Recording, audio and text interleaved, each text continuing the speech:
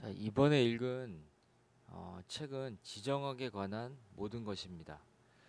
이 책의 저자는 파스칼 보니파스이며 현 국제관계전략연구소의 소장이자 파리 주요 8개 대학의 유럽학 연구소의 교수입니다. 자, 우선 이 책의 서문을 제가 잠시 낭독하겠습니다.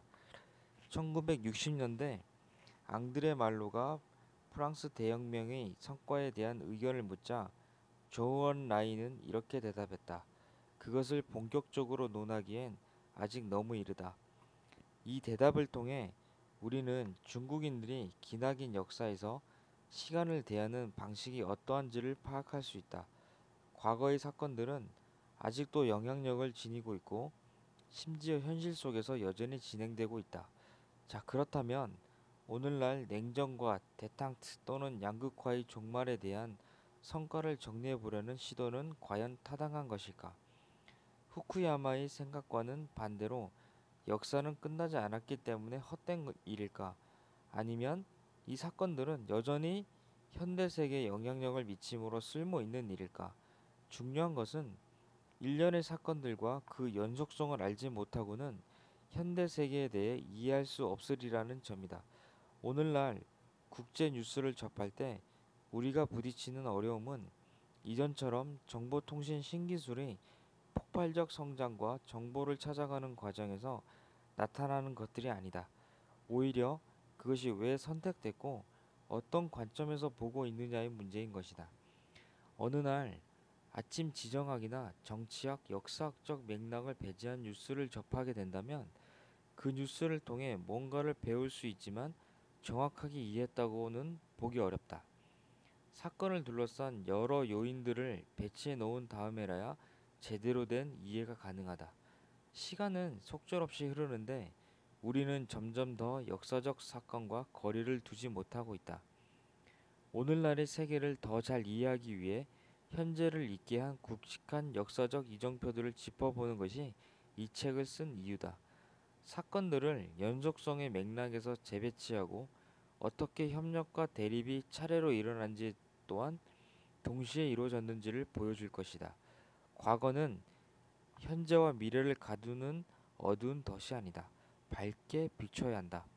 다른 한편으로 지정학은 무미 건조하고 따분한 학문이 아니라 즐겁게 접근할 수 있는 흥미진진한 과목이라는 점이 이 책을 통해서 드러날 수 있었으면 하는 바람이다. 과거의 지정학적 사건들은 아직도 영향력을 지니고 있고 한반도 분단처럼 현실 속에서 여전히 진행되고 있기도 하다. 즉, 오늘날의 국제 질서를 제대로 이해하기 위해서는 지정학을 정확히 이해하는 것이 필요하다. 완벽한 짜임새 이 책은 1945년 이후 국제 관계의 파노라마를 한눈에 보여준다. 수록된 풍부한 지도와 연대표, 쉬운 용어 등은 복잡하고 방대한 현대 세계사를 누구나 이해하기 쉽게 돕는다. 책은 지정학을 크게 세 단계, 냉전과 대탕트, 다극화의 세계의 출현으로 나누어 설명한다. 이 책을 덮을 때면 오늘날 국제 문제를 바라보는 시각이 달라짐은 물론 이해의 폭이 넓어진 것을 느낄 수 있을 것이다. 저는 이 책을 읽으면서 국제관계에 대한 어떤 기본적인 배경 지식이 좀 부족해서 내용이 좀 어렵다고 받아들여졌습니다. 그래서 두 번을 읽고 또 다시 읽고 또 읽고 그렇게 하니까 좀 서서히 책의 내용과 흐름이 좀 읽혀지는 것을 좀 많이 느꼈고요. 읽으면서 한 가지 확실한 것은 어, 다들 흔히 말하는 역사는 반복된다라는 것이고요. 음, 우리나라도 이런 우리 주변이 이제 나라들이 다 강대국들이잖아요. 이런 강대국 속에서 어, 어떤 노선을 명확히 해야 되고 그 속에서 우리의 실리를 찾고 강대국으로 조금씩 조금씩 나아가야 한다는 것이죠. 마지막으로 조선이 이제 조선 말기죠. 조선 말기에 그 당시 피할 수 없는 외세의 압력에 대한 국제 정세에 대한 어떤 무지로 흥선대원군의 어떤 폐쇄 정책, 세국 정책의 어떤 스탠스를 고수하다가 결국 정반대의 외세에 대한 정책을 펼친 일본에게 나라를 빼앗긴 어떤 치욕적인 역사가 있어요. 그렇다면 그 당시에 일본은 국제 정세를 어떻게 파악을 하고 있었는지에 대해 알게 해주는 대목이 있어 읽으면서 마치도록 하겠습니다.